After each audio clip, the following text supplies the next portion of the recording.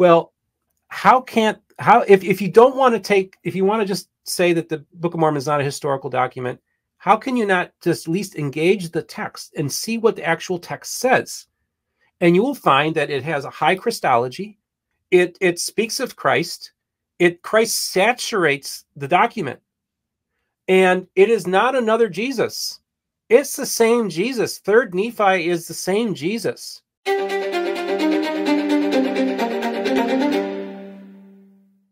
So you grew up in this really deeply devout kind of Protestant charismatic world. And then as you get older, now it's really funny because, you know, people are watching and you have Steven Pynakker here who runs Mormon Book Reviews and is wearing a BYU shirt right now. And there's a lot of confusion over, wait a minute, how is Steven Pynakker the Protestant evangelical who then later was an atheist, right, got into this sort of Mormon book review stuff?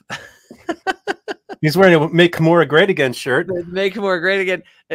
So anyone, and just so everyone who knows, so Steven runs Mormon Book Reviews, and he is one of the most interesting people I've ever found in the online space around the church. And obviously, okay, so you have this evangelical background, and then was it then that you went into an atheist phase after that? Because you talk about an atheist phase that you have. Tell us about how you went from your childhood to that. Yeah, and actually, I don't want to call it a phase, because I definitely think like I went through a real major deconstruction of my faith, and it was very serious. And I was staunch, almost, not only at some point I would have even probably referred to myself as an anti-theist, as Christopher Hitchens liked to call himself.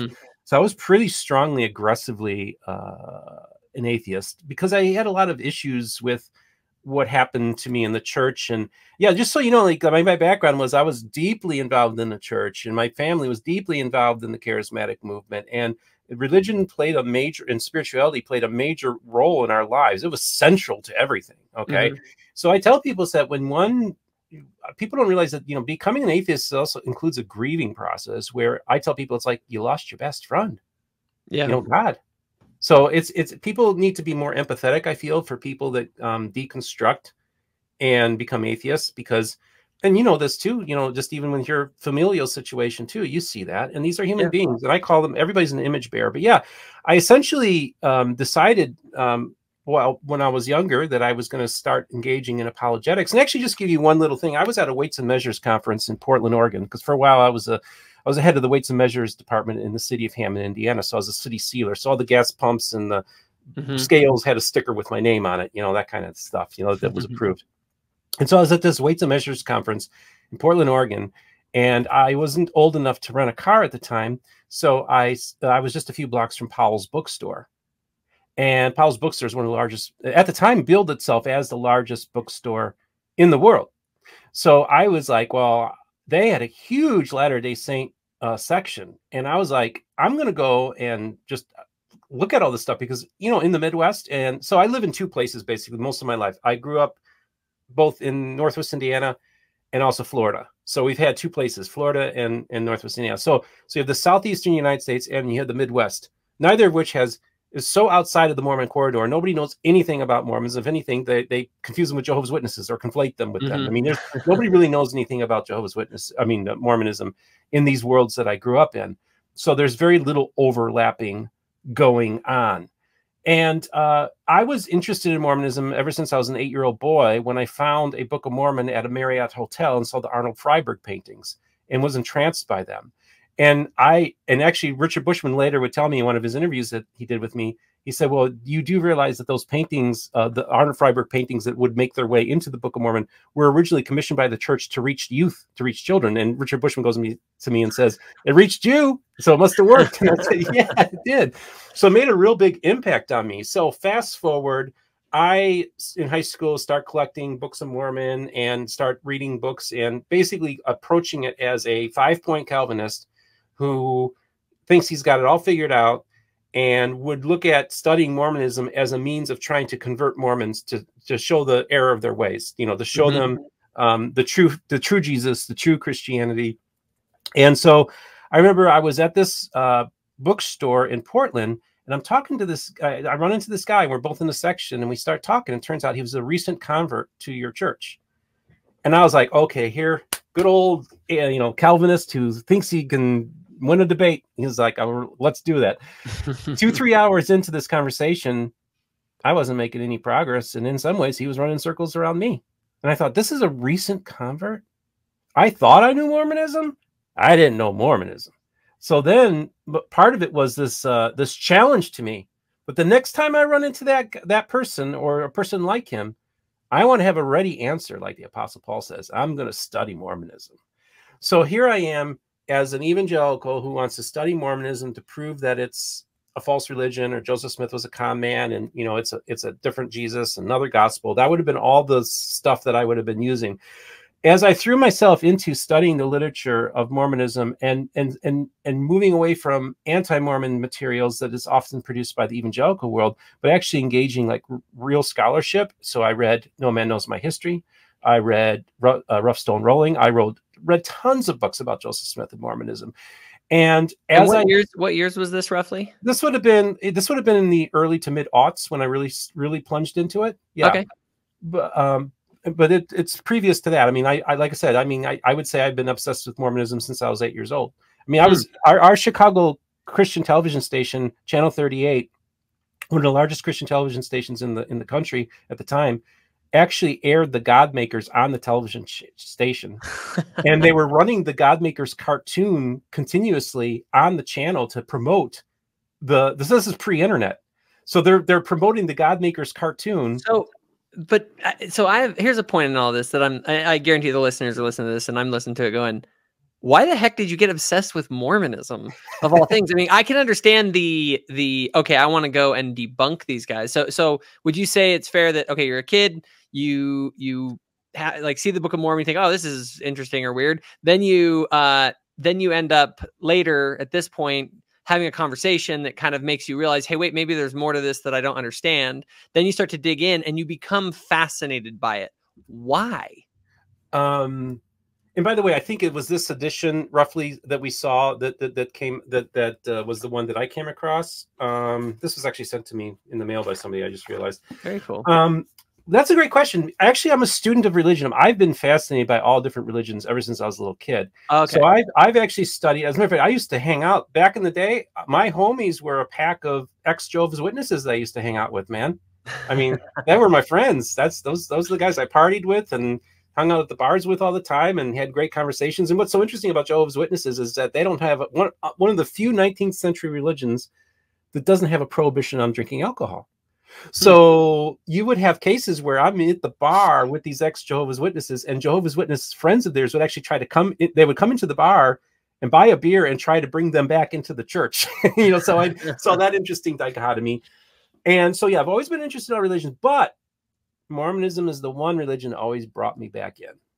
Like I couldn't, that was a well, I just kept on revisiting it over and over again because the history and the story of the restoration is truly fascinating, but it's also very familiar to me. So when I paged through that Book of Mormon, I thought, this looks like my Bible. It's got versification. It even has a picture of like this Jesus figure coming from the sky. Like it looked like the second coming happening in the Old Testament. I didn't know how to even analyze that, but I remember seeing the Samuel the Lamanite, up on the wall, and that made a real impression on me. So it was like, and then my parents were like, well, they're another religion. That's their Bible, and they're based in Utah. Kind of just like, and of course they didn't know much about Mormonism other than to say that they're not Christian, right? That would be the pet answer that anybody would give. But I was always struck by the audacity. And even as a little boy, and this is where I feel like I've a real connection with Joseph Smith, is I remember when I was younger, and I remember seeing where the direction the world was going. And I thought, it's almost like we need another Bible, because it seems like the Bible we have today ain't working. And then I hear about this other young boy who has an encounter with Scripture, modern day Scripture. And it's almost like a Bible 2.0 is what I was thinking we needed at the time. And we have this young man who engaged these Scriptures, whether he made it up or he dug it up, it's still an interesting story, right? And that's what I'm fascinated by, is just that I really feel like I have a strong spiritual kinship with Joseph Smith. And I will tell you, no matter what you think about Joseph Smith, in my mind, studying Joseph Smith and going back to reading No Man Knows My History, reading Bushman, and reading all these other, some pretty obscure books about Joseph Smith that people probably never even heard of. Like, have you ever heard of The Angel and the Farm Boy? Probably not. I have not. Yeah, was published in the 1960s, an interesting book. I found that I believed that Joseph Smith was a believer. And I tell people that what would later be called the first vision was a genuine born-again experience that Joseph Smith experienced. I also believe that Joseph Smith was very much birthed out of the evangelical world. He was a Methodist exhorter, where the pastor would be given a sermon, and afterwards the young Joseph would come up and kind of summarize the sermon and kind of do like an altar call. Tent revivals, if you will, outdoor revivals, this kind of stuff. He was very much exposed to my world and to my people. And I even tell people that that gathering on April 6, 1830, was a group of born-again, spirit-filled, Bible-believing Christians, them's my people. and so to me, that if anything, evangelicalism birthed the Restoration in its own way, in the culture. And really, I tell people, where is one of the places where the Restoration was born? Where's one of those spots I can pinpoint where Mormonism began in one sense? It was that moment that Presbyterian pastor went to the Smith family and said, Alvin is burning in hell right now because he didn't receive a Presbyterian baptism. Well, and I want to, that is a very important comment in some of the things I want to get into later.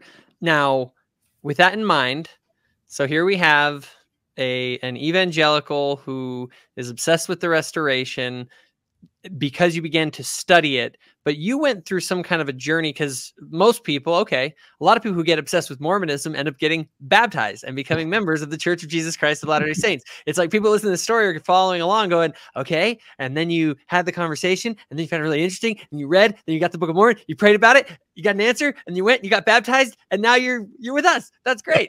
Obviously, the path didn't follow that for you. No. and I want to, and one other thing I want to kind of posit here for everyone, just so you understand, one of the relationship things between me and Steve,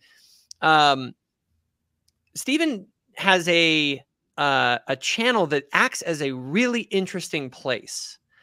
A lot of people, I've heard others refer to it, and I think it's a fair assessment to say that it's the Switzerland of Mormonism.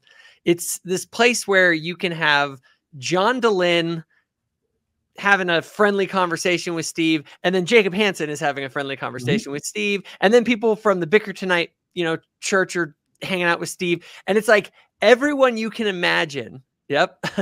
Everyone you can imagine around this whole world, all the books, all of it. It's like Steve is standing there in the middle, and sort of everyone can talk to Steve, or Steven. I'm sorry, I keep saying Steve. Steven. And that is something that's fascinating. So in my mind, kind of the curiosity is how the heck did that happen? Yeah. How do you get to that point? So obviously you have this evangelical upbringing, you start to encounter stuff with the Restoration, you find it deeply fascinating. And where does the story kind of go from there? Doesn't it kind of ring of like Joseph Smith saying, "No man knows my history," and I wouldn't believe it myself if I'd heard it. It's kind of one of those stories, and I kind of feel that way. Like I really am this unicorn who shouldn't exist. Even there was a Mormon scholar who went to me and said, if they were writing a novel, and I would not be a believable fictional character in a novel. I think there's some truth to that. Absolutely. So tell us how it happened. I think as I'm going through this journey as an evangelical Calvinist who wants to convert Mormons to true Orthodox Christianity, I also then have a faith crisis when I start investigating Christian apologetics. One of those things, one of those moments, if you will, shelf-breaking moment, or made my shelf heavy, was when I encountered Josh McDowell's book, New Evidence That Demands a Verdict, which was kind of the standard Christian apologetics resource that lay people would use to kind of as like an intro to Christian apologetics. So I was like, Paul says we need to have a ready answer. And I know that there's these great Christian apologists out there that are doing this fantastic job defending the faith, and they're winning all these debates on college campuses. And, but I need to study this myself. So I thought, okay, I'm going to crack open Josh McDowell's book, and not literally within a couple pages of me opening it. And he goes and makes the statement that the Bible can be scientifically verified. And I thought, wow, that's a very powerful statement, scientifically verified. And I'm thinking, well, let me look at the footnote. And that's the key thing. Always look at the footnotes, folks. As I look at the footnote, and it refers to Whitcomb's Genesis Flood book that came out in the 1960s, or late 50s, early 60s, as being scientifically proving the Bible. One little problem with that was, as soon as I was like, Houston, we done got a problem here, because no atheist or scientist is going to say that the Bible is scientifically verified by using the Genesis, the book about young earth creationism. So at that moment, I had one of those moments where I was like, uh-oh, like, if this is the basis that you're making for your argument, we're in trouble here. Yeah. And so it caused me actually to study, really study biological evolution. That's when I got exposed to the Four Horsemen of the Apocalypse: Dennett, Sam Harris, Christopher Hitchens, Richard Dawkins. I read books on biological evolution. I studied myself in it because I was raised in Christian schools, so we were basically taught young earth creationism. And so I educate myself in science and also educate myself in atheism. So I can pinpoint the moment. So at this moment, as I'm transitioning away from conventional conservative evangelical Christianity, I'm kind of pivoting towards more progressive Christianity, because I'm starting to lose my faith. And I thought to myself, well, maybe I can hang on to Christianity in a progressive context. But I remember reading Sam Harris's book, A Letter to a Christian Nation. And he made some statement. He said, and for those of you progressive Christians that like to dress up in your fancy vestments and play church, he said, you're even worse than the fundamentalists because you're giving cover to them. And at that moment, I was like, he's right. And at that moment, I became an atheist. And so now, at the same time as I'm paralleling, okay, so I'm going from evangelical to progressive to atheist, I'm also studying Mormonism. And so now my journey is taking, like, now through a more skeptical, agnostic, atheistic, materialistic view. And so then I'm able to kind of look at Mormonism and all religion in that same context and basically essentially say, it's all made up. It's all man-made, and there is no God. And that's kind of what I did, and so when I came up with my naturalistic model for the Book of Mormon, that I went on Mormon Stories and did 3 hours with John DeLynn about, that was developed when I was an atheist. Like, there's no God, there's no angels, there's no supernatural. How can I attest to, how can we make sense of the Book of Mormon? What was the most rational explanation for it? And I tell people, I did 3 hours on the Book of Mormon, on Mormon Stories. I could do 6 hours on the Bible. Okay. So I just want to say that, I'm very skeptical of apologetics in general. I think that there's good apologetics, but I think there's also a lot of lazy, bad apologetics out there that I would agree. I think one of the things that I'm trying to put in my channel right now is that good apologetics are great and bad apologetics are awful and like counterproductive in the worst way. It was actually that moment that led me it was that first instant that made that first crack there.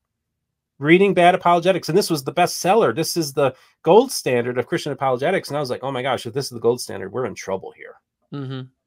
Absolutely. Well, so all right, so you have this faith crisis, move into atheism, and begin to look at all of this religion stuff through the lens of, Dennett, Dawkins, Hitchens, Harris, kind of the, that whole story. I know all those guys. I've read all of them. My story in many ways sort of parallels with yours, with the confrontation with the materialist scientific sort of scientism, as I would call it, that sort of a worldview. And so where did you go with that? Because obviously that was a time that you had in your life that you have moved on to something different now.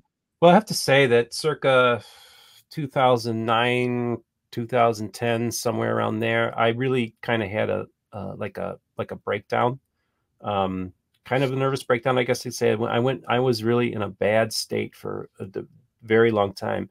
So I cut myself from all my family and friends, essentially, and didn't really engage with people.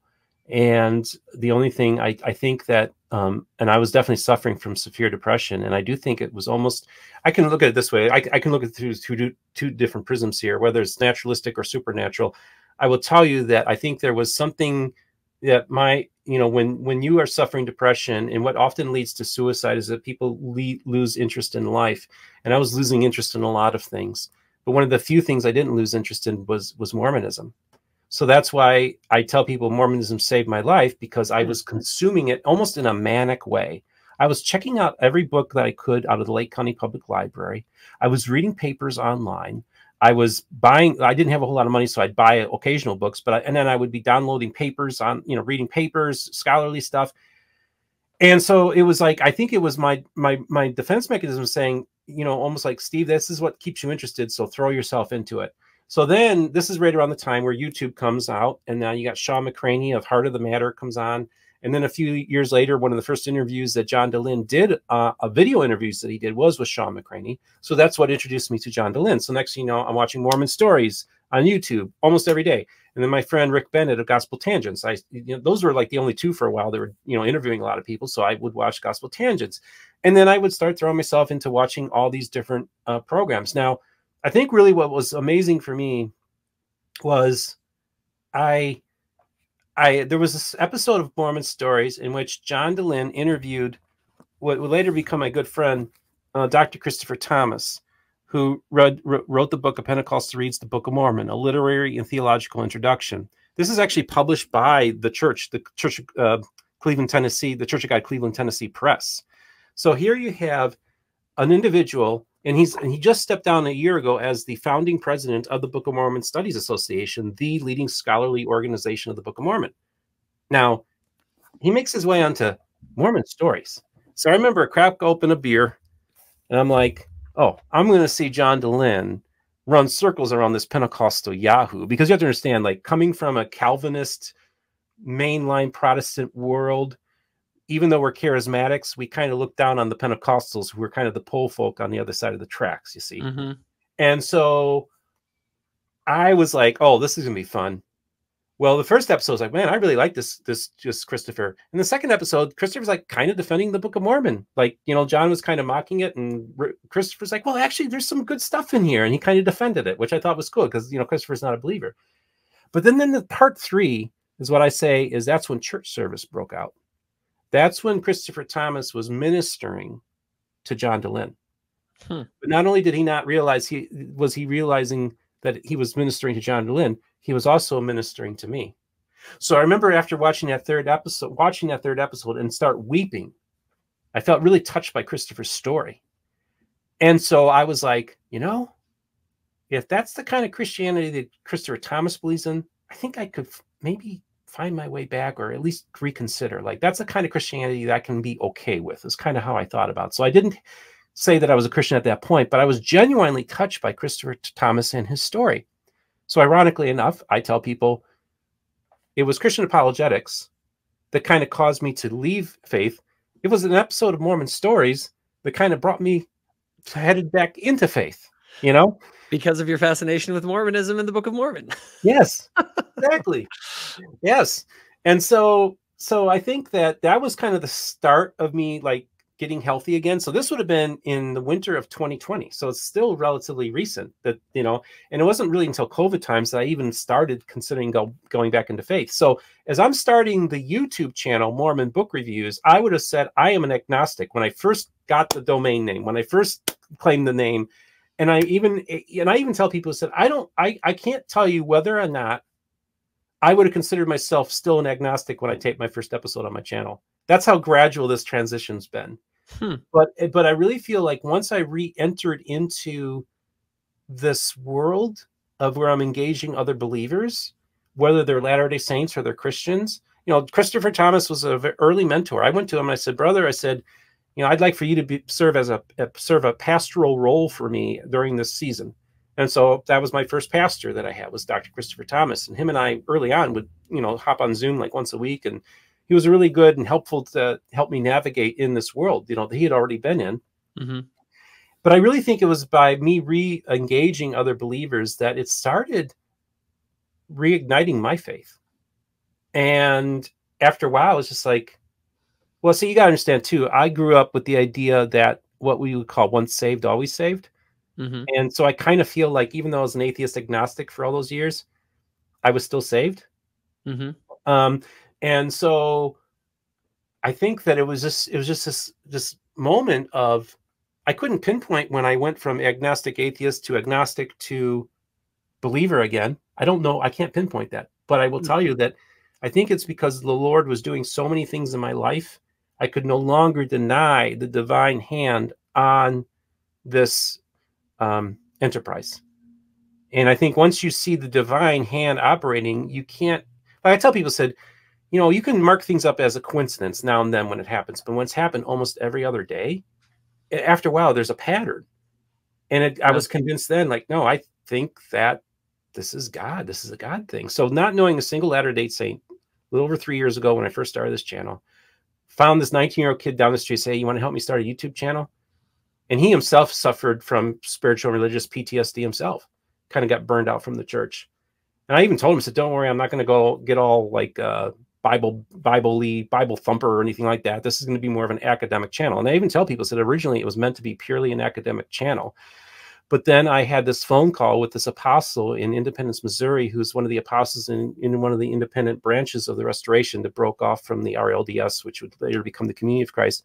And he started telling me about Arlene Buffington's miraculously produced hymnal that the Church of Jesus Christ just recently made part of their official hymn thing.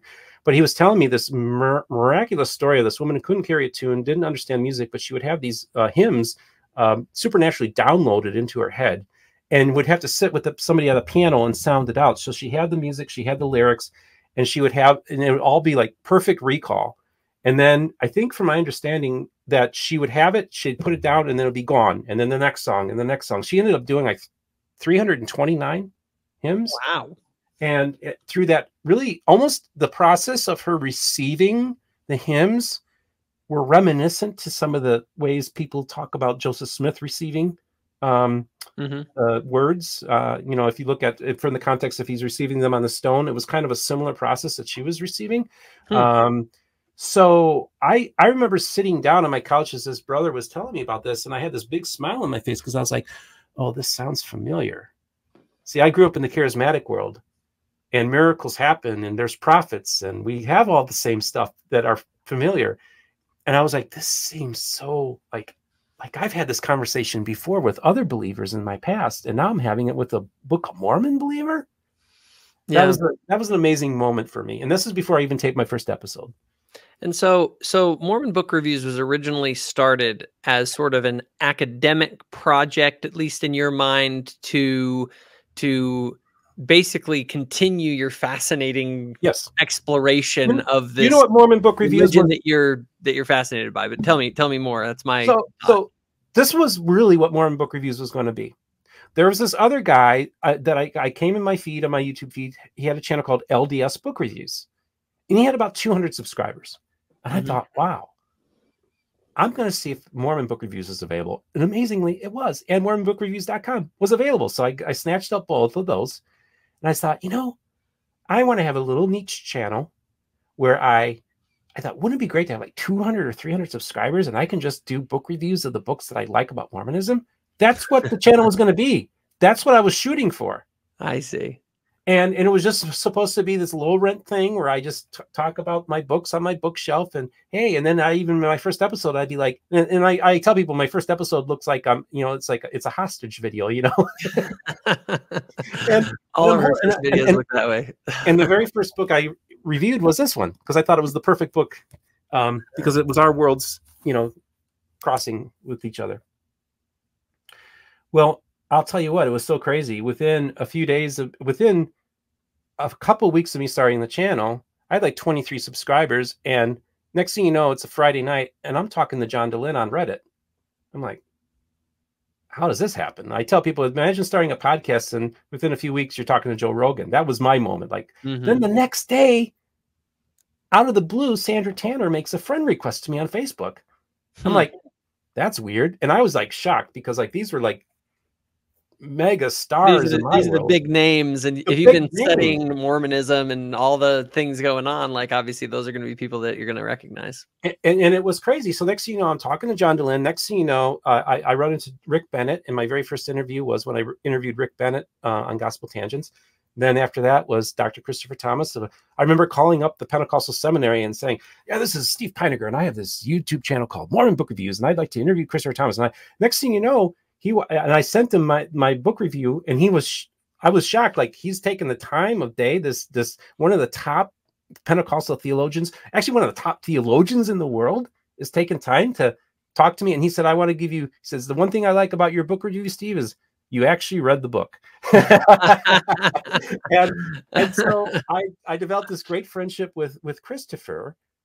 And next thing you know, because of my connection with Rick Bennett, I got Matt Harris coming on. So that's a big name. Then next thing you know, I'm talking to Don Bradley of Lost 116 Pages. Then next thing you know, I go to, this is what happens. This is the God thing. So I up until a few years ago, I would every year go up and take care of this property in northern Florida. So I would stay there for actually like 6 months. So I was actually I wanted to get some stuff up there, and there was this church called the Church of Jesus Christ, and they're the Bickertonites, and they're having a church service. And I thought, you know what, I'm gonna go visit that church, and it's north of me, so then I'll just continue north and go to this place. And I bought a bunch of stuff from Costco, so I'm gonna bring all my supplies there, drop them off, and then come back home. And then so when I'd head back, but on my way, I thought, oh, I'm gonna go visit this church service. So the very first Church of the Restoration's door that I ever darkened was the Forest Hills congregation of the Church of Jesus Christ in Holiday, Florida. And I walked in there, and my world was rocked, because I was in a room full of born-again, Bible-believing, Spirit-filled Christians. Them's my people. And I had this remarkable service with them. It touched me. I felt the Spirit. And that apostle that I had talked to earlier, who told me about their hymnal, the Songs of Zion, he had actually contacted them and said, hey, there's this guy, he's got this little YouTube channel, and he's going to be visiting your church this Sunday. And I'd actually interviewed that apostle. So they had watched the interview. So I go into this church, they already kind of knew who I was. So they're very welcoming to me. Wonderful people. So I had this moment of, like, I really felt the Holy Ghost. Like, I felt it. So, and that was an unexpected thing that I experienced. And I've been to many, many, many, many, many, many, many evangelical and Protestant church services. And 99.9% of the time, the Holy Spirit don't show up. But boy, I felt it there very powerfully.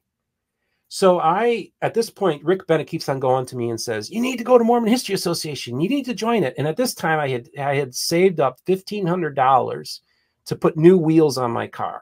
Okay, I was gonna get new wheels. And I had the money saved up. And so I had no intention to go to Mormon History Association. But then then I'm up in that place in northern Florida, and I'm talking to a couple people on the phone, and Rick keeps on saying, hey, aren't you going to MHA? I'm like, no, Rick, I'm not. And then God kind of told me, he's like, no, Steve, he says, you're supposed to go to MHA. I really feel like by experiencing that spiritual experience I felt at the Bickertonite Church, it actually opened me up to hearing from God. And so at that moment, I was like, oh, I am supposed to go to the Mormon History Association. So next thing you know, that money that was going to get these, I already had the wheels picked out. They're real sharp. They were, and next thing you know, I said, I'm going to invest that $1,500 in my channel and bite the bullet and fly out to Utah and visit the Mormon History Association. Well, that very first night I went was Murder Among the Mormons had just come out, and they had their opening session where they had almost all the almost all the main people from Murder Among the Mormons on Netflix were having a special Q&A with the movie directors, the producer, and most of the people that were featured in that documentary. And right before that started, I see Rick Bennett picks me up at the airport wearing his big yellow Gospel Tangents t-shirt. And like, oh my gosh, like this was huge because I was meeting this celebrity. And next thing you know, I'm going to MHA and I'm like, oh my gosh, I read their paper. I read their book. I'm starstruck. And then I see Richard Bushman and Claudia Bushman, and they're sitting there, and I just approach them. And here I am, just this kid with a ball cap and a book bag. And I introduced myself to Richard Bushman because to me, he was just like he's creme de la creme, So on that day, I remember very clearly, my YouTube channel had 106 subscribers. And I go to Richard Bushman And I explained to him who I am. I'm an evangelical who's really interested in Mormonism and Mormon history. And actually, at the time, I had a business card, and it was actually a picture of my bookshelf, and I actually misplaced one, but on that business card there were 2 of Richard Bushman's books. So Claudia Bushman goes and looks at the business card and says, "Look, Richard, he's got 2 of your books on his bookshelf." And it was just a photo I took. I wasn't purposeful. And he was like, "Wow." And then he's like, "You know what? I'll come on your program." Well, I go and tell Rick Bennett that. And Rick Bennett's like, "Man, he doesn't go on." Now he is. But back then, he wasn't going on any podcasts. Yeah. People had tried to book him tons of times. So next thing you know, I book Richard Bushman, which to me, that was providential. Because at the time, it was this still smallish world. Like in the last 3 years, this whole Mormon history podcast world and podcasts in general has gotten so much bigger. Now everybody's talking to everybody. But early on, there weren't a whole lot of people that were doing this. Yeah. And so I was like, wow. And then I got to meet all these wonderful people at Mormon History Association. It was a great moment. And really, that was began the trajectory of my channel, Breaking News Stories. So in August of that year, I have Mark Staker on of the Church Historian's Office, we broke the story. He wrote a book about Tunbridge Farm, which is the farm that the Smiths owned before Joseph was born in the 1790s in Vermont. And they actually they excavated the site, and they actually were able to find some of the pollen spores of stuff that they were planting. The Smith family was planting at the time in Vermont. So he actually went to, I think it was the University of Utah, one of the other Utah universities that has one of those colliders or one of those things that, yes. And he said, "Well, when I get the results, I'll come on your program and give the results of the pollen study." Now, again, I might have maybe 150, 200 subscribers at this time, but I'm like, man, I'm going to break this story. So that Wednesday, he gets the results on Tuesday. That Wednesday we tape, and that Wednesday night I posted on my channel, breaking news, pollen. I know it's just pollen, but it's like he works at the Church Historian's Office. He could have taken this to Deseret News. He could have gone anywhere, but the first person that ever came on to talk, yes, it's pollen, but it's still part of the story. And by the way, what they were growing was hops, which was for making beer. And that was cool. And I think that, and so I think this is probably about the time that I start to notice Mormon Book Reviews is out there in this media world, right? Because I was kind of getting my channel started a little after you'd gotten yours, I think, started. And there was kind of a confusing thing of like, hey, wait a minute, there's this evangelical guy out there who says that he loves the restoration and history. And I found what's funny is, as I've gotten into this world, I've realized there's sort of a category of people, and I think that this is sort of where I put you. People that are not Latter-day Saints, but who are deeply fascinated by the whole thing. Okay. Yes. I put like there's a girl, Christina Rossetti, for instance, is one of those people. And there are others who are kind of outsiders. And it's interesting because I find their perspectives to be very helpful, because they're sort of, okay, the people that are in or out, kind of the Latter-day Saints and then the ex-Mormon community. And there's just a lot of like clashing and issues there.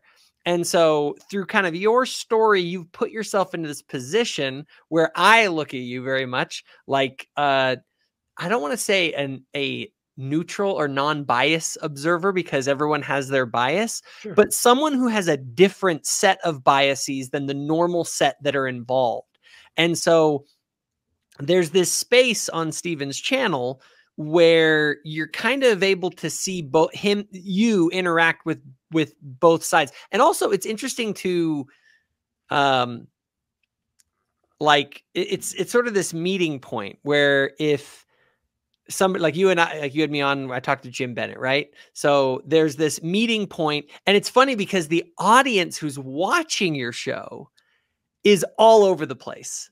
Everything from evangelical Protestants to radical ex-Mormons to fundamentalist Latter-day Saints. And that is an interesting just place to see because if I go on Mormon Stories, like the comments are going to be like, he's an idiot and all this stuff. And then if I am on my channel, I get to do, yeah, you're great, wonderful. And so it's almost interesting to come to this place because you get a very different reaction out of it, right? But I think the thing that's been fascinating to me are the sort of questions that I have, and maybe as we move kind of into the second part of this interview, is very much where you fit in all this, because this is a wild dynamic. Now, I know that you are an evangelical Christian, And I guess, first of all, I think there are those who, because of your sort of friendliness, let's say, towards the Book of Mormon, you know, for a lot of evangelicals, the Book of Mormon is from a false prophet, false teacher who's leading people to hell. Mm-hmm.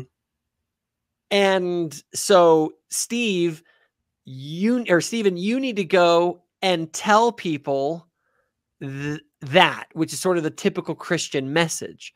And so I wonder, and I guess sort of my question would be, you say that you're an evangelical Christian. What does that mean to you?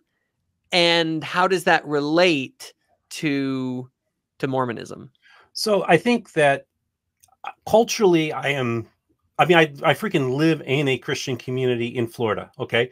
So like, that culturally, you know, grew up reading Christianity Today, Charisma magazine, just watching all the different televangelists, knowing many televangelists, even getting job offers from televangelists. So I know this world very well. When I say that I deconstructed and became an atheist, I did. So I tell people I left the evangelical village about 20 years ago, and I come back to it, and the village is on fire. I really feel that there's a lot of issues within the evangelical world. So I do feel like God called me back to my people to bring us back to the basics, which is about Jesus and making Jesus the center of the endeavor. And unfortunately, our movement has been politically hijacked, where basically what determines whether you are an evangelical or not essentially has become, who are you voting for? Mm-hmm. And I think that's very sad. And so I think that what happened, what destroyed the progressive churches in America was when they got political in the 1960s. Then the evangelical churches got political as a reaction, because, you know, right wing is always a reaction to the progressives. Reaction and politically very successful. The evangelicals have taken over one of the most largest, most important, one of the most important, powerful political parties in the world, the Republican Party. So it's not insignificant, the power that we wield in American culture as well. But I think what happened was that in the 1960s and 70s, when the mainline churches went progressive, it actually made them, they lost their salt and light as a result. And I feel that because the evangelicals have decided to trade in their prophetic birthright for raw political power, I think it's a sad state. So when I say I'm an evangelical who weeps for his people and wants to bring about some reforms or even restoration to our people, because I think it's greatly needed. So for me, when these evangelicals attack the restoration and the people of the restoration, they attack the Church of Jesus Christ of Latter-day Saints, I'm like, you know, we got this big plank hanging out of our eyes, man. Let's deal with our, and not only that, but my good friend, Dr. Kyle Bashir, has made the perfect analogy. He had said that, you know, because a lot of these Christians who go and protest outside of Temple Square and, you know, and during general conference or during temple dedications, and they're holding up your holy garments and mocking your people. And by the way, my rabbi friend, Joe Carnes, they made fun of his holy garments too when he went to speak to them. So also they're rabid anti-Semites in many cases. So here we see this hate and vitriol coming from my people, while your people are heading to general conference and they're looking across the street and they're thinking, well, if I were to leave my church, I certainly wouldn't join their church. And that's really, I think, the sad thing. That's why so many ex-Mormons just go straight to atheism. Because I will tell you, in the ex-Mormon Reddit, they revile the Church of Jesus Christ of Latter-day Saints, but I'd say they revile evangelicals even more. Yeah, I was going to say that's an interesting point, because one of the things that I think a lot of people don't realize about the ex-Mormon movement is that it isn't really an ex-Mormon movement. The problem is a lot of these people have just grown up in a bubble where the whole world of religion is Mormonism, but they don't realize that what they're rejecting is basic fundamental Christianity. And they end up, they just put like, you know, if the church has a particular stance on, you know, sex outside of marriage or something like that, or other issues, they pin that on Mormonism, where it's like, no, that's basic Christianity here.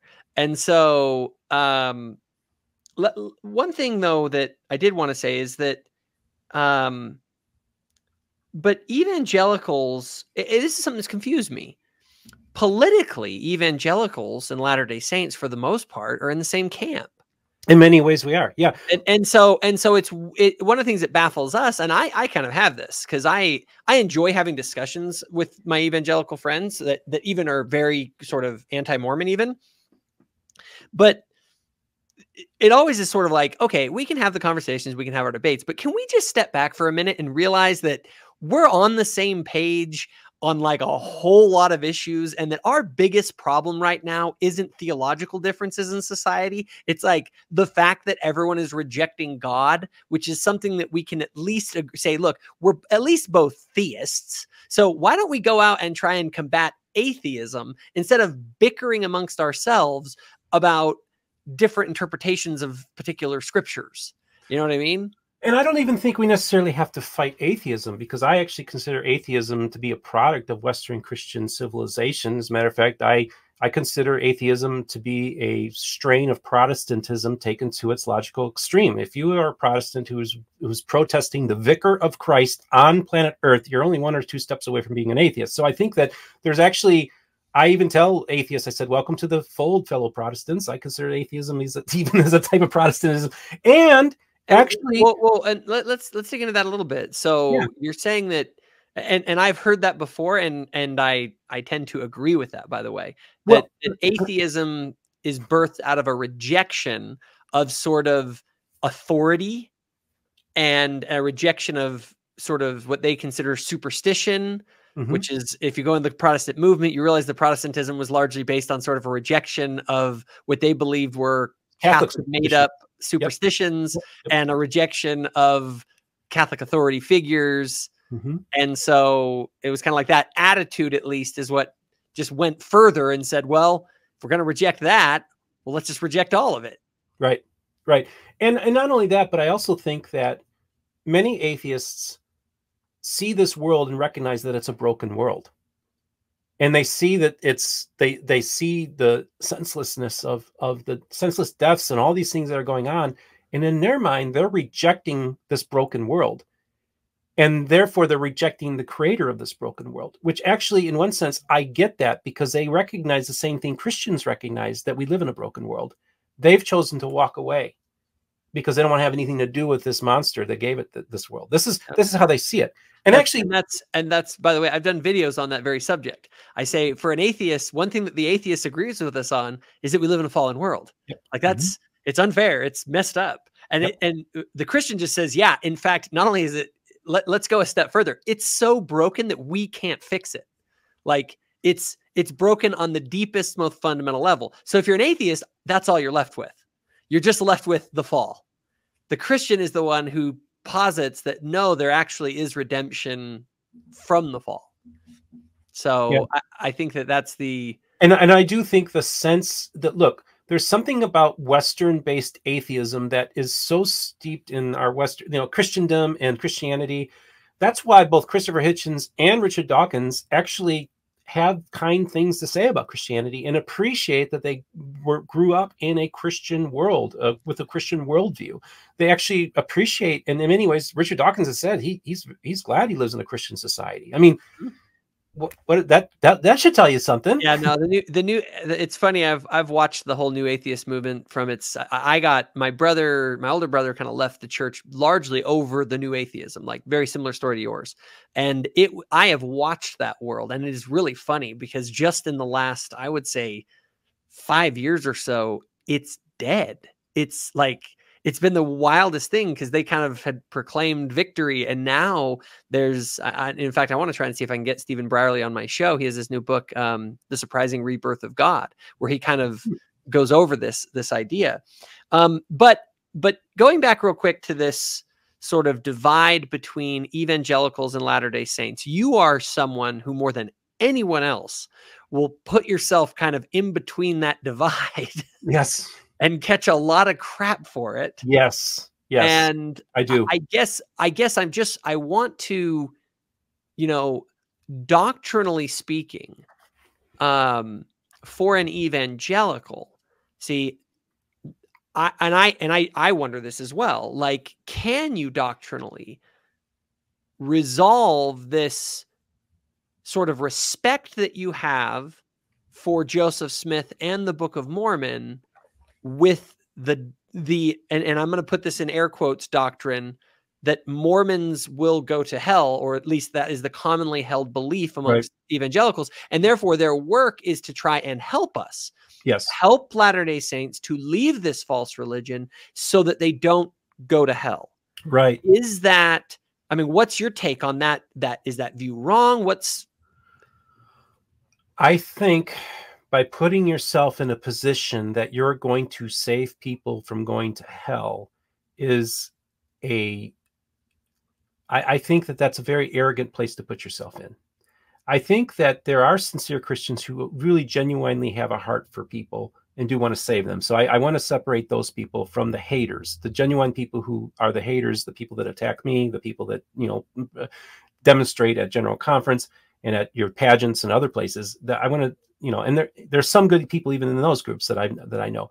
But I would say that it's beyond anybody's pay grade to determine who's going to heaven and who's going to hell. And I call myself actually, Jesus actually gave us he gave us the outline or the checklist we need to know. And he said, you'll know them by their fruits. And I see fruits from Latter-day Saints. I see fruits from evangelicals.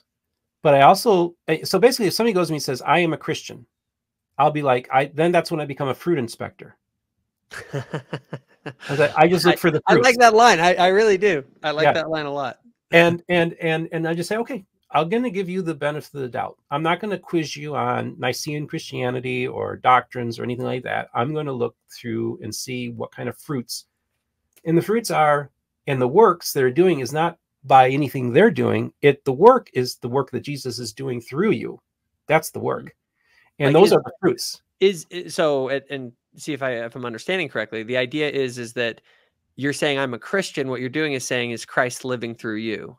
You're looking at them and saying, okay, you've made that claim that when you're saying you're a Christian, you're saying Christ is living through me. Yep. And you're basically saying, all right, well, is he? And it's funny, but I would say that's a very Latter-day Saint perspective. Like now that to a degree, right? Mm-hmm. I mean, we do believe in covenants and things like that, but at least for the level of a Christian, you know, it's not that difficult. Yeah. See, this is the thing. I am a confessional Christian. I am a creedal Christian. Okay. Mm-hmm. I'm honored to be part of a great heritage. Even though I no longer consider myself a Calvinist, I'm honored to come from a long line of Calvinists. You know, I think it's cool. It's part of my heritage and my people. Okay. But all this stuff, all these doctrines and stuff, including the Trinity, and I'm a Trinitarian, but I have to say, these are all man-made. Admittedly so. Nobody's ever claimed that the creeds and all that, these are what unify the church and say, this is what we believe. And yes, a lot of these creeds are based on scripture. Correct. But they're still man's interpretations. Man trying to figure out God with the best explanation that they could come up with and best understanding that they come up with at the time, and the general consensus was agreed to, was a Trinitarian view of God. I would argue the first century Christians were not Trinitarian, they were Binitarians. And I think there's a good reason to argue that. So I don't think that even Trinitarianism is a prerequisite for becoming a Christian, although I am a Trinitarian. So we have all these man-made things that have been put on the Gospels. And I'm kind of, in one sense, kind of like a restorationist, primitivist Christian in that sense, that I want us to kind of go back to what were they doing in the first century. I think that the heritage, and I love the church fathers. I think the church fathers are awesome. I love many of the traditions of the Catholic Church. So I'm speaking as somebody who's a product of the West, loves Christianity, loves Western culture and civilization, and grateful to be born into a Christian society. But then I got to separate that, the institutional and the man-made stuff. The good stuff, really, that Western Christianity and Western civilization has done has been, overall, for a force for good. That might be controversial in some quarters, but that's how I see it. Despite colonialism and slavery and all these other things, yes, I understand. I acknowledge that. But then I'm like, well, what do I do as an individual? You know, how do I deal with people in the real world? Do I go by that person and look at the doctrinal statement of their church and decide, well, this person's a Christian if the church they go to checks off these boxes. And I'm like, no, there's very few people that 100% agree with everything that their church teaches. They're just, you'll find a diversity of opinion in any church with people. And there are people, look, there are Latter-day Saints who have come to me and said, I've said the sinner's prayer. Or I've had Latter-day Saints. Yeah, I'd probably be one of those. See, I've had Latter-day Saints who have given me orthodox statements of faith that are in many ways even more orthodox than me, one being a church employee. Okay. So I'm like, there's a lot more going on here, folks, than people realize. And then also just to see the interesting melding of Pentecostals and independent restorationists happening in Independence, Missouri, seeing fellowship, seeing Pentecostals, working, or Book of Mormon believers working at Pentecostal seminaries and working at Pentecostal ministries. Those are some of the peripheral things people don't see. People don't realize there's talks going on. There's fellowship going on in the Pentecostal world and the Restoration world. Most interestingly enough, in the independence environment. See, it's interesting to me because as we get into this sort of conversation, I mean, ultimately what we want is for anyone who's a believer in Jesus at sort of a base level, want other people to accept Jesus Christ as the Savior of the world, and then to allow that to transform them into doing the things that Christ would have them do. Right. Yep. I think that you're going to get very broad consensus on that. But the problem is then when we go to the next step of, okay, well, what does that mean specifically? Right. I think that's where we get into a lot of the disagreements. But I also believe that for example, if Christ can just as readily be found in the Catholic tradition, in the Latter-day Saint tradition, or in any tradition, then it's sort of like, well, just pick the tradition that you enjoy, right? Just sort of like if you want to. I had a Catholic priest who said this to me once. Okay, he said to me, or it was a brother at my high school. I went to a Catholic high school, and he said, I asked him, Brother Philip, I was kind of joking around, Brother Philip, I'm a Mormon. Am I going to hell? And he looked at me and he goes, not if you're a good Mormon. And I laughed. But it was this idea that really none of this denominational stuff matters in the sense of being salvific. It can be helpful, it can be good, but what really matters is if you have Christ in your heart, and which again, I'm gonna pivot this into an interesting direction where I go, okay, let's say from an evangelical perspective, obviously not my perspective, let's just say an evangelical read the Book of Mormon and came to the conclusion that this book really helps people believe and live the way Jesus Christ wants them to live. I don't care if it was totally made up by Joseph Smith. I can look at this book and say, I want everyone to read this because it really helps make them into better Christians. And therefore I want it. Now, what are your thoughts? Is that your position? That to me is one of my very nuanced, many varied opinions on it, because I look at the Book of Mormon through many different lenses. I like to compare it to this. One of the most read books in the history of Western civilization is Pilgrim's Progress, which was given by a dream vision to John Bunyan. So he had a supernatural experience where he's given this story, and this story, then he writes it down after having this dream vision. And this becomes one of the most important books in Protestant Christianity, period. Second only to the Bible, and I think in most read in the English language. So here you have a guy who has a visionary experience, writes down this very important, inspiring document that brings people to Christ.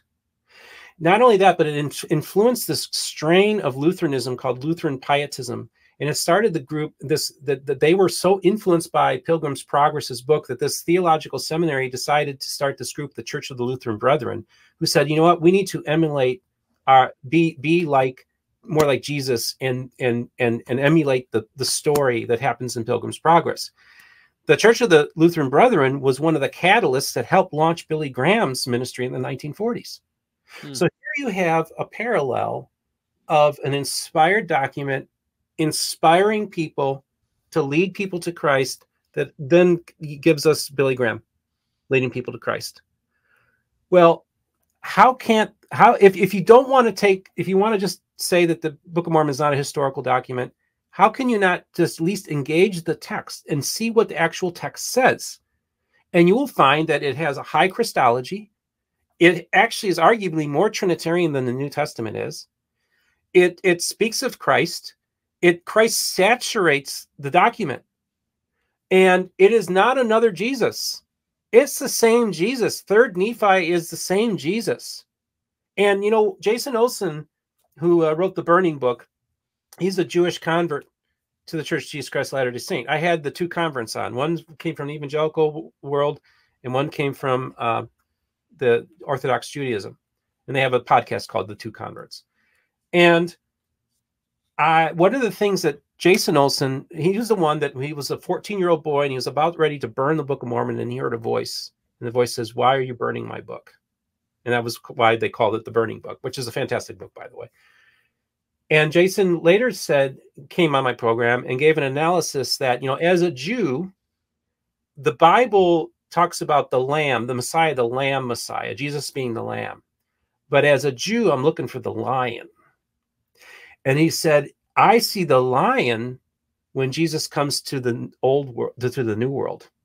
That's the coming of the Lion Messiah, where there's an apocalypse that happens, which I actually have made the argument. I tie that in with the apocalypse of the destruction of the temple in 70 AD. So when I see the story happening in the old world, it's actually a combination of Jesus' ministry, Jesus risen from death, burial, and resurrection.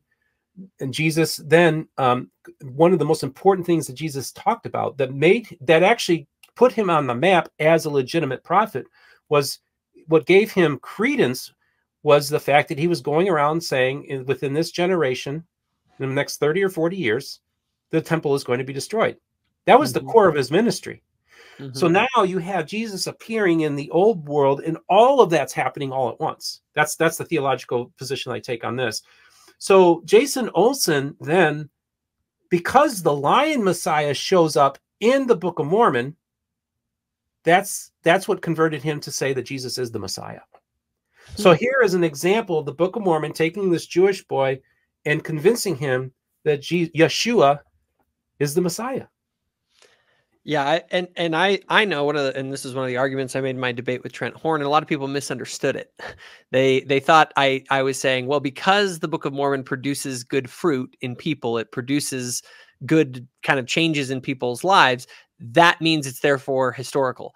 That wasn't the case I was making, because some people will hold the view that the Book of Mormon is demonic, right? Yes. Yeah, it's inspired. It's inspired of the devil. Right. But one of the problems is that that's really weird, because it seems to have this really positive effect in people's lives. Yes. And I think that this is something both for the Book of Mormon and for the church.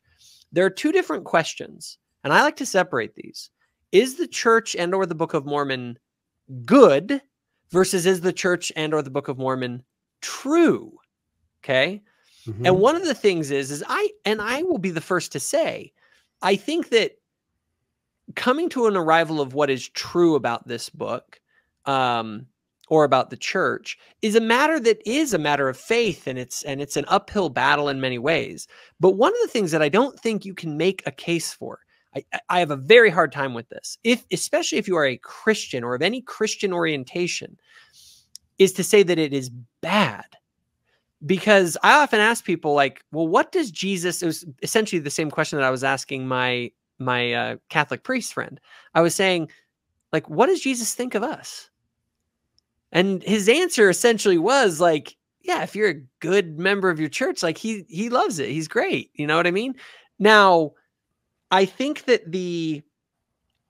it kind of sets up for me a sort of Pascal's wager, where you look at this and you go, well, does it matter what quote unquote church is true?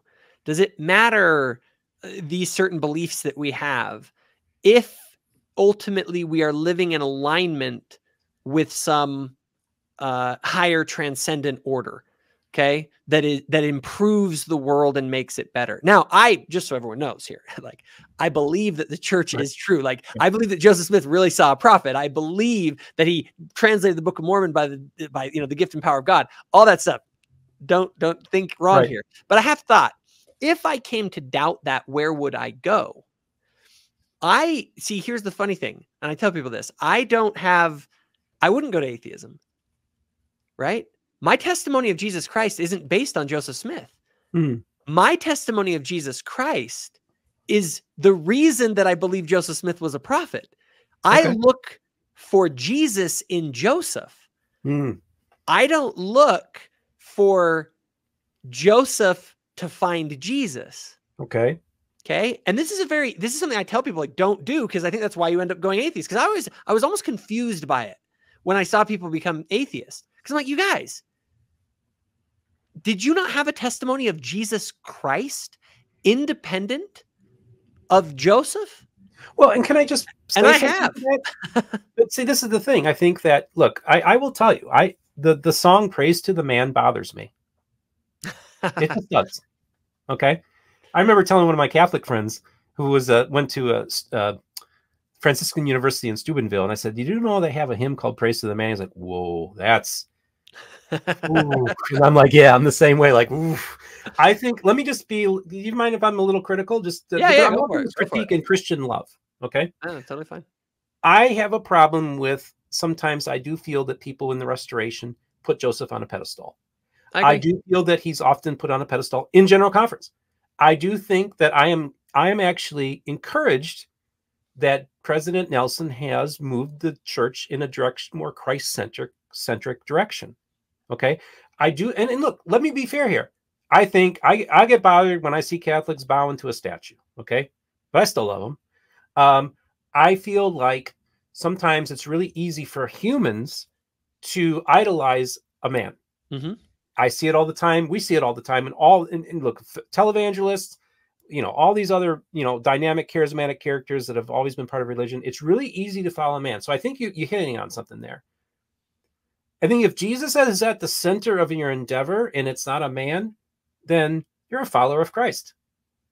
Whether it's, it's a real simple. It's not that difficult. I think so often people become followers of men and base their testimony on that as opposed to on Jesus.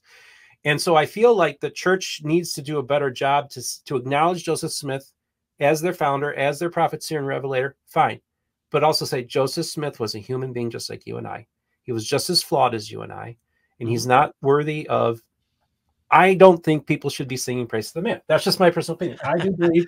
I feel like I guess I'll put it this way: when I sing that song, because I actually like it, but I like it for a very particular reason. Okay, I like it as a matter of heritage, less than a matter of worship, because that song in my mind, and we can have any, people can have different feelings about it. I do feel that I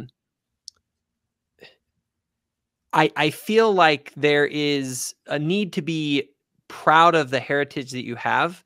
We live in a very kind of look back on history and let's just talk about every issue we can find. Yeah, I get that. So there's a side to which I want to remember that even flawed people are worthy of great respect.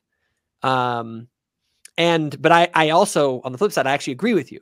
One of the things that was interesting to me when I went on my mission, and I started to actually, it was funny too. I noticed something. There's a difference between the church at kind of the local level and then the general church, like kind of because the local church is very wrapped up a lot of times in sort of the cultural heritage of like being a quote unquote Mormon. Where when I interacted in my mission for the first time with people at a higher level, I realized that their focus is insanely on Christ. Okay. Like, where'd you serve your mission, by the way? Just Argentina. Oh, Argentina. Okay. They love Jesus in Argentina. They love Jesus in Argentina. Absolutely. And I found that there was, and I noticed that this was long before President Nelson. And so, and I do think the church needs to make sure that it stays focused on the Savior. Now, with that said, I think that we also want to be careful that we don't turn ourselves into a form of Protestantism that, you know, baptism doesn't matter, and, you know, everyone goes to the same place, and it's all kind of like a universalism kind of thing. That in my mind betrays, I think, an honest reading of Scripture and an honest kind of take on what the Christian message is, right? But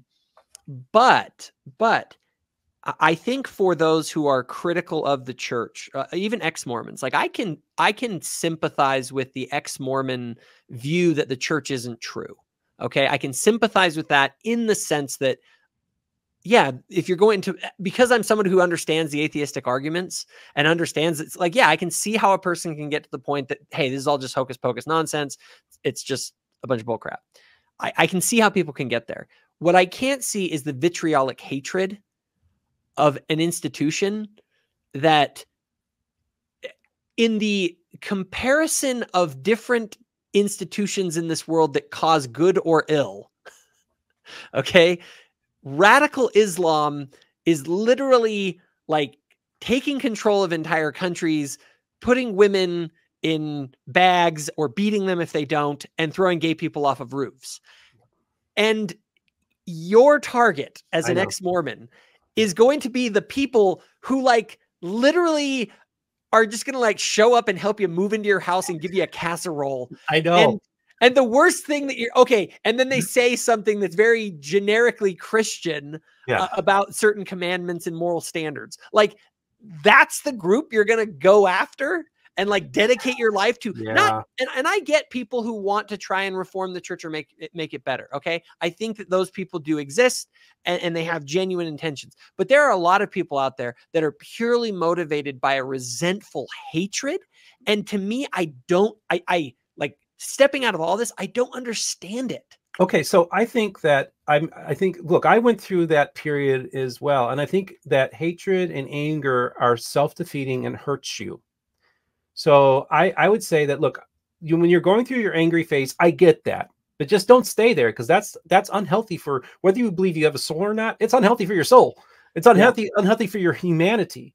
So I want to implore people that when you're in that space, try to get, I understand you need to be there for a while, but please try to find a way out from that as well. Hatred is a very powerful feeling, man. It's amazingly powerful. And people who are, and this is the thing, hatred exists, and I think it does harm to you. It does harm to other people. I also think that just to give you your example, I watched the first season of The Handmaid's Tale, and they basically were portraying this fictional world in which the Christians take over, and they basically implement these reconstructionist, dominionist ideals, and basically make America into a theocracy. And I'm like, this is really interesting, keeping in mind, of course, that the lead on the show is a Scientologist, ironically enough. But I'm watching this program, and they're using this to bash Christians in America. And I'm like, why is it you're so engrossed with this fictional world, when in the real world, The Handmaid's Tale exists for hundreds of millions of women, for tens of millions of gay people in these countries that are controlled by, guess what, theocracies. And you're so concerned about this fictional theocracy that's never going to happen in America, but yet you keep your mouth shut about this radical form of religion. Now, this is, again, Muslims, I love you. Muhammad, peace be upon him. I think that, I want to acknowledge there's a lot of good in Islam, and actually there's some beauty. And actually, in many ways, Islam helped preserve Western civilization when we were going through the Dark Ages. So we have to give them some credit too. But I think that, hold on, just lost my thought, but I'll get it in a second here. Islam, I was talking about Islam. And the Christian world that they're worried about coming in, and Handmaid's Tale. And Handmaid's Tale. I was going in for the kill there too, but it will come back to me. Well, they definitely have a there is that question though, because if I have something I know that's out there that isn't true, but that I think does good in the world, what is my attitude going to be towards it? It's going to be largely apathetic. It's going to be like, yeah, that's fine. But one of the problems is that and I found this with a lot of, and this is one of the things that I engage with sort of the ex-Mormons. There's the classic question that was posed when the people were leaving the Savior, where he said, "Where will you go?" Like, you know, or no, he didn't say that. He asked, "Will you go too?" to his disciples when people were leaving him, and they said, "Well, where will we go, Lord? You have the words of life."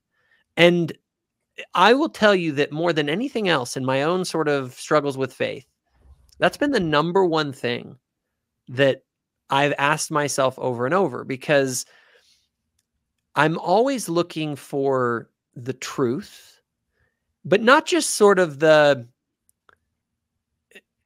like, truth is a pretty deep concept, because you're talking about what is the ultimate nature of reality. That's really what you're asking. And I want to know it, and I want to understand it.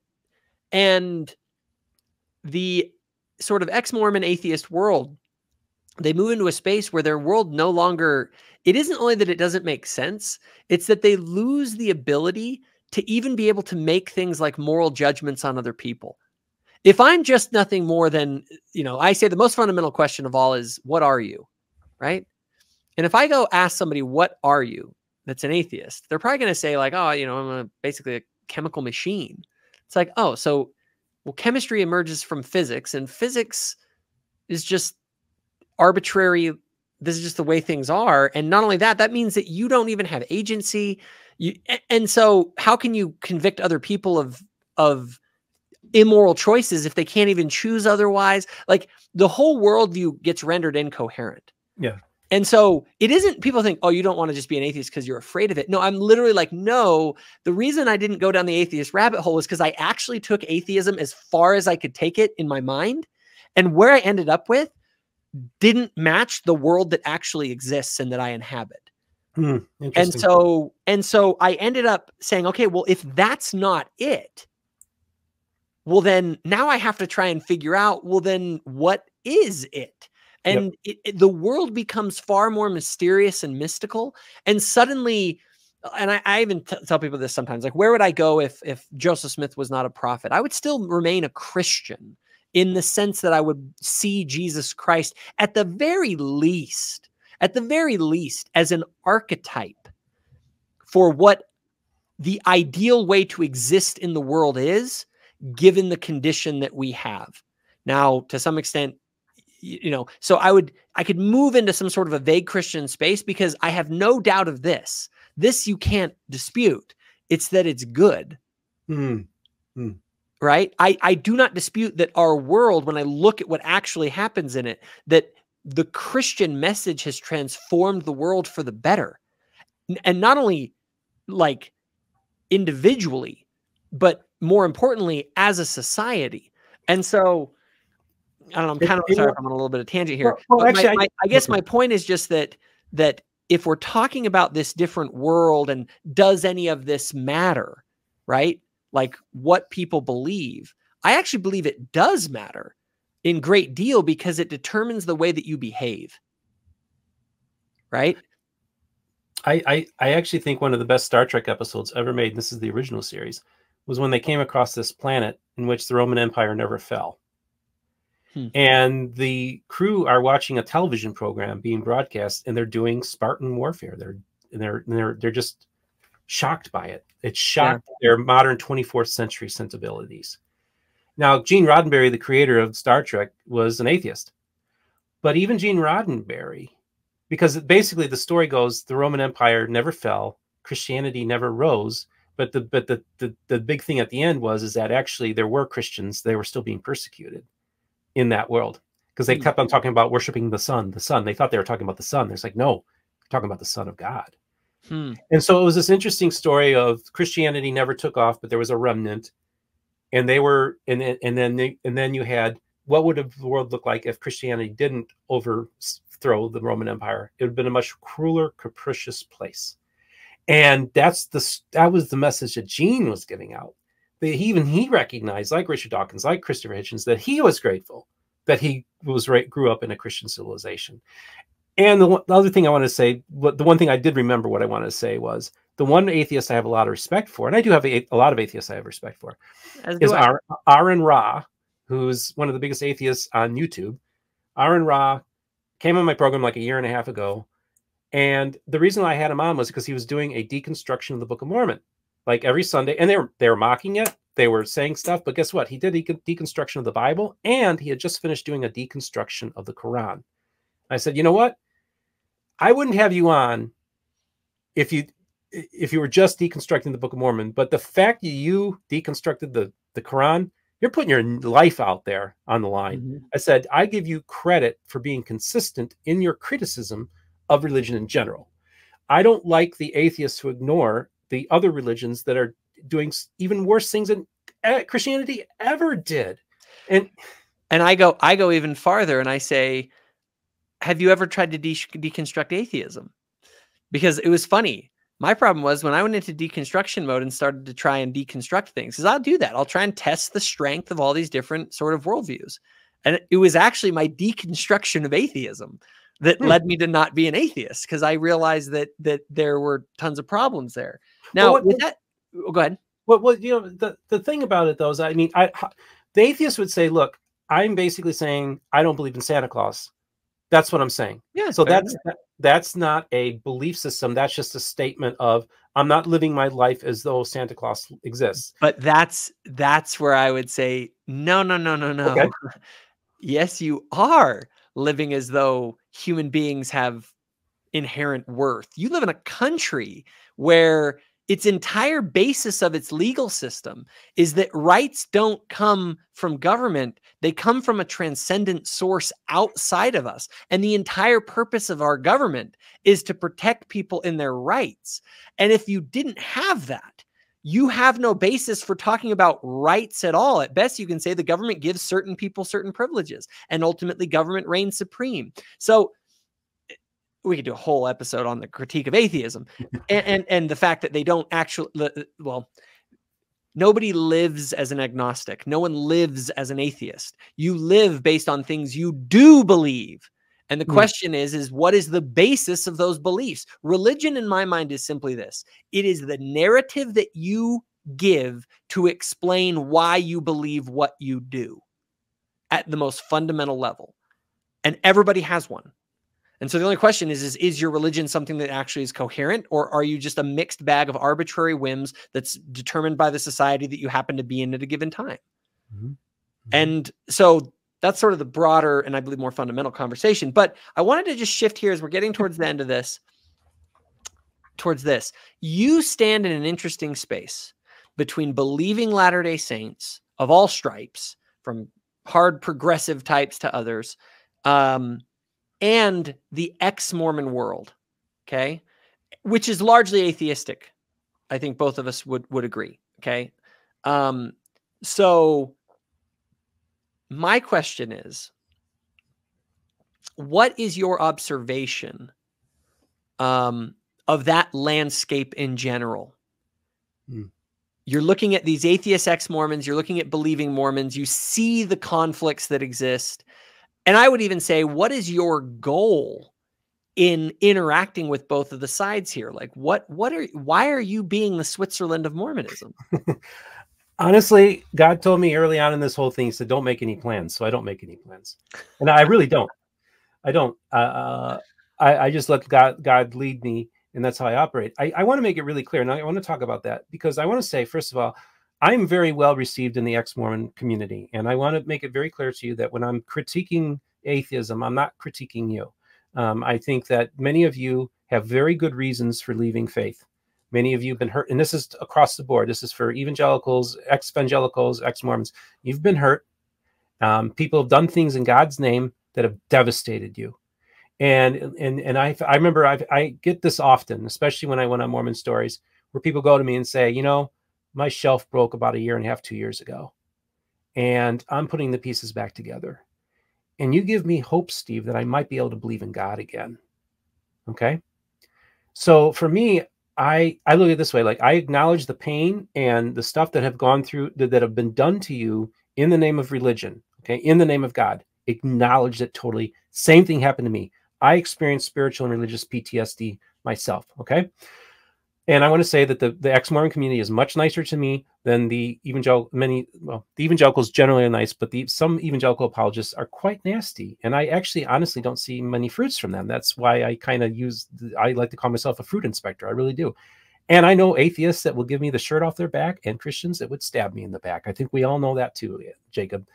I think it's really important to have civil, decent conversations during this tumultuous time in our world. Things are coming apart at the seams. We are seeing people attacking each other, people saying, I can't be friends with you because of who you vote for. I mean, this is insane. And it's actually really telling because, you know, actually when I first started the channel, God placed me in a place where I'm on one side of the street with holding my signs, protesting. And there was not, couldn't tell you what was on the signs. I was holding my signs, protesting my position. And then across the street, there were people protesting against my position. And God placed me there, and he told me, he says, see those people across the street? He said, just remind yourself, Steve, they are fellow image bearers. Fellow image bearers. So whenever you're dealing with somebody that's disagreeable to you or attacks your beliefs, just remind yourself, fellow image bearer, fellow image bearer. And just so you know, I have an inner Christopher Hitchens. I am capable of destroying people with my words. And I have not done that at all because first of all, I know that's God doing a work in me. There are times though when it bubbles up and that I so want to hitch slap some of these people, and I always pull back. I always say, hey, I'm praying for you. I love you, you know, and all that kind of stuff. But there are other times when it's like, man, I could destroy this person. When I say that, I could literally destroy this person's faith if I wanted to. Because like sometimes there are people that have, you know, bad religion, and sometimes like maybe it's better this guy is an atheist because he's using Christianity as a weapon. He's weaponized the Bible. They've weaponized Christianity. Maybe it's better they're atheists in this context. So fellow image bearers, that's the key thing. So when I'll give you a perfect example. It's an interesting story, but I was on my way to Tampa Airport to pick up Josh Gailey, who's an evangelist in the Church of Jesus Christ, and his father's the president of the church. While I'm driving, I'm on the phone with the producer of Ward Radio. And while I'm talking to the producer of the Ward Radio, Radio Free Mormon is calling me. And I'm like, where else is that happening? Who has the producer of Ward Radio and Radio Free Mormon's phone numbers in their Rolodex, right? Or in their phone? Not a whole lot. Mm-hmm. And that's the key thing is, honestly, I treat people fairly because I love them. And I do consider them to be fellow image bearers wherever they're at. Wherever your faith journey leads you, keep this in mind. Atheism is a faith journey. So I need to be respectful of that person that's in that spot. I need to be respectful of that person who's angry and maybe attacks me because they hate anybody that's with religion. I said, I just need to love them and let them see Jesus working through me. And, you know, the response I get from atheists is overwhelmingly positive because they know that I treat them with respect and dignity. And they know that my Christianity informs that. And I think in their minds, atheists who are critical of people who believe, one of their biggest arguments they use against religion in general is, look at all the wars that have been started in God's name. Look at the destruction that's happened in God's name. And my question to you is, well, imagine if there were good people in these religions who were wanting to emulate the Prince of Peace, who didn't want to do killing in God's name, who didn't want to go to war in God's name, who actually follow the Prince of Peace and institute those principles, who reject a lot of these things that were done in Christ's name. Wouldn't you want people, especially from the evangelical camp, talking to people in the Restoration where for 200 years we've been at war with each other, literally killing each other? Okay. Mm-hmm. Both sides. Mountain Meadows just happened. The anniversary of Mountain Meadows happened. Okay. We know what happened in Missouri. We know what happened in Mountain Meadows. We've killed each other.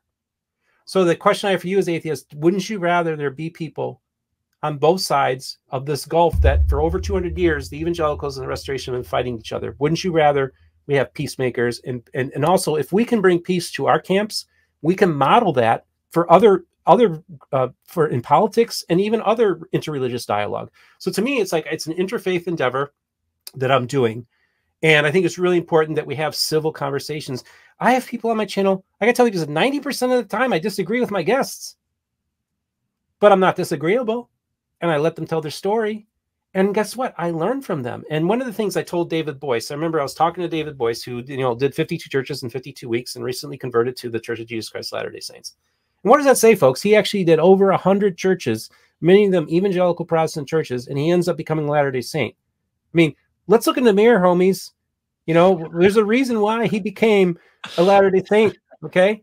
Now, I remember talking to David Boyce, and we're good friends. He's such a great guy. I just miss that I can't have beers with him anymore. That kind of sucks, you know.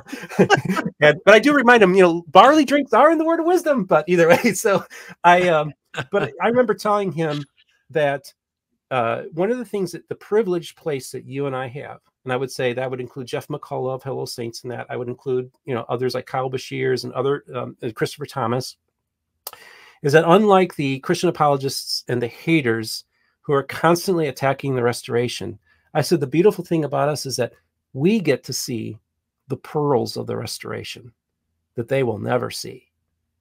And when you see the pearls of the restoration, you can't unsee them. And I think that's really important for that to get out. And Christians, I just really want to encourage you, look at it through a different lens. Look at these as being your cousins. And that we come from, in many ways, most of evangelicalism, just so you know, most evangelicalism does not come out of first century Christianity. It comes out of 19th century Christianity, the same place that Mormonism came out of, the 19th century. We were birthed during the same time. So we have so much, and you know, like to say, what is familiarity breeds contempt? That's really the key thing, is that because we're so similar, that makes it even that the tension's that much greater. Because we see, it's like we live in this, like we're so close, and it almost makes people feel uncomfortable.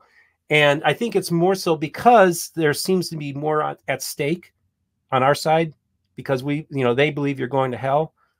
And whereas you guys say, hey, you're going to heaven. I mean, you're not going to the celestial kingdom, but you're going to celestial. It's pretty cool there. and so the stakes aren't quite as high. So yeah. So then I just want to circle back to what's so fascinating to me is that I think I see a lot of tension, in particular, between progressive Mormons and ex-Mormons. I think that's where you see the most tension, because I think it's almost like they all know the same stuff. And the one side saying, why are you still there, you idiot? And the other side's like, hey, my faith is important to me. And yes, I understand and I observe many of the same things you do. And I have some of the same concerns that you do.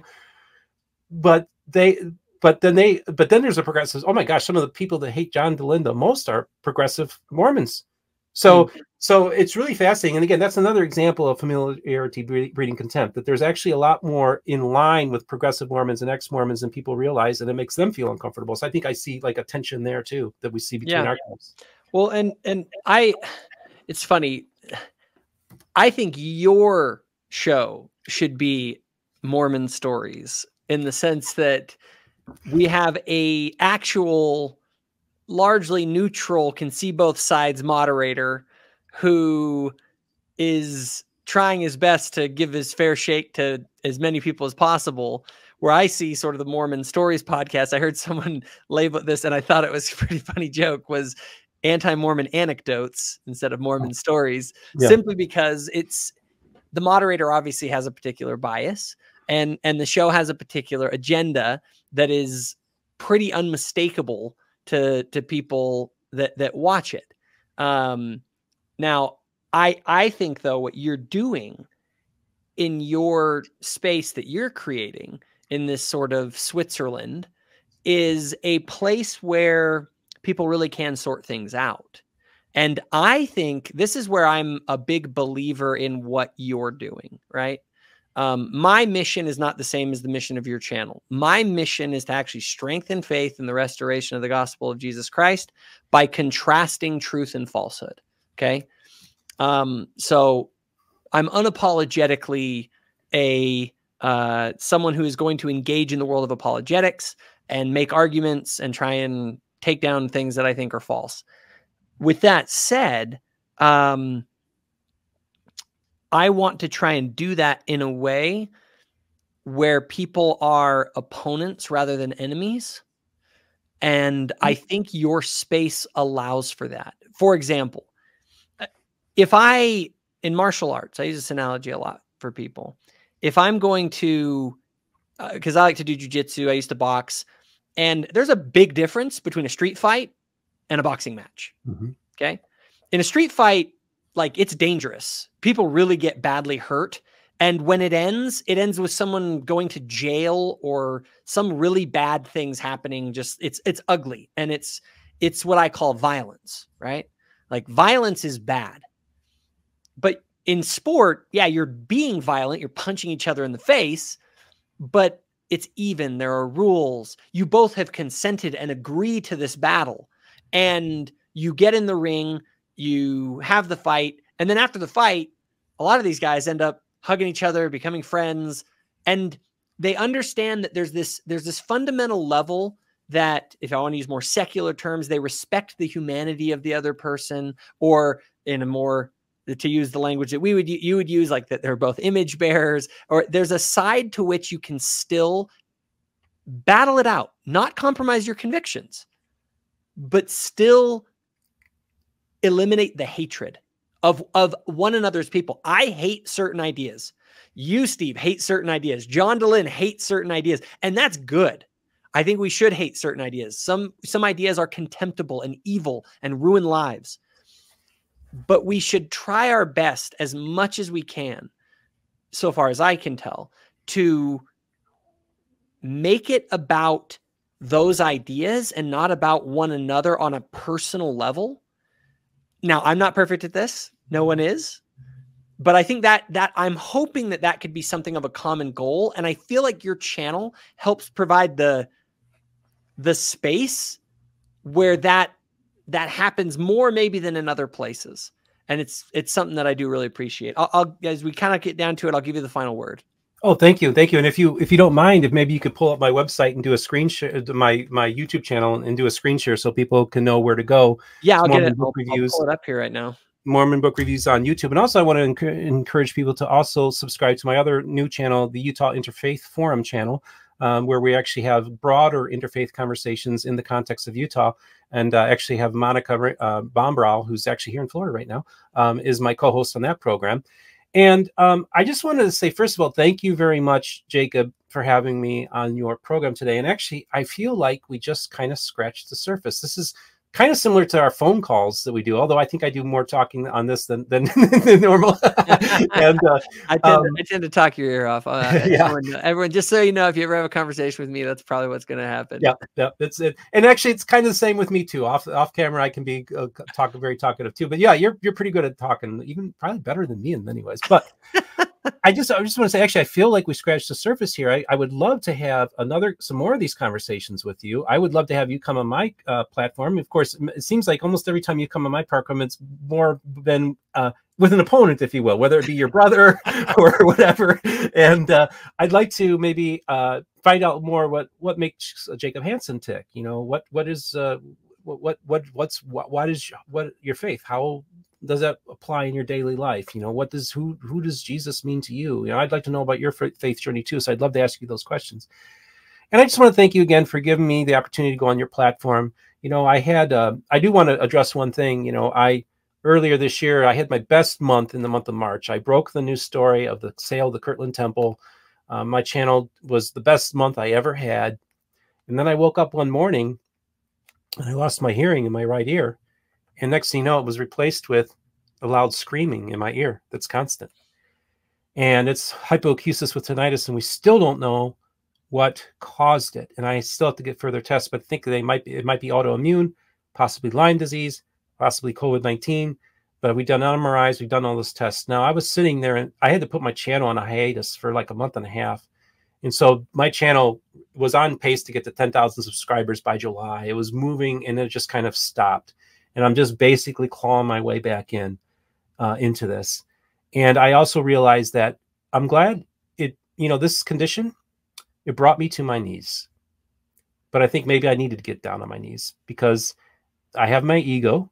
My channel was doing really well. And I think God had to remind you, Steve, you were making too many plans. And I was. I had to cancel a bunch. I was supposed to be the keynote speaker at Rod Meldrum's conference. I was supposed to speak at a Book of Mormon rally in Kansas City that weekend.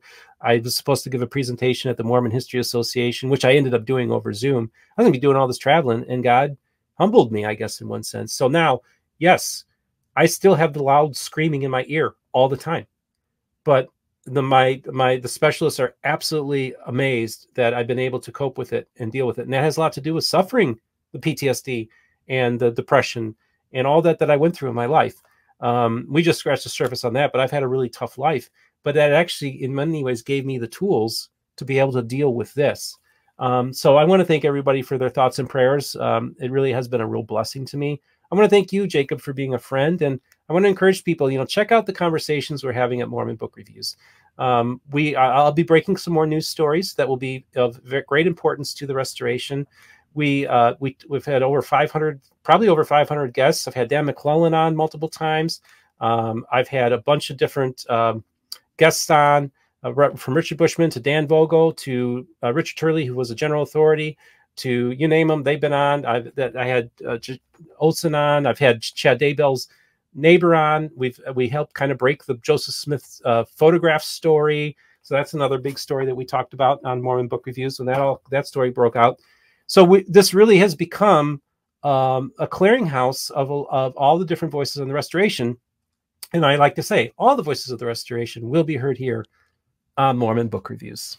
That is a perfect tagline. Well, yeah, I do. I want to encourage everybody, go check out Mormon Book Reviews on YouTube. Look at that. You can even see that they have conversations about me sometimes on there. Yeah. I had an atheist go after you last week, man. Exactly. So and like I said, I tell people it's kind of the Switzerland of Mormonism. You'll hear people that are super hostile to the church there.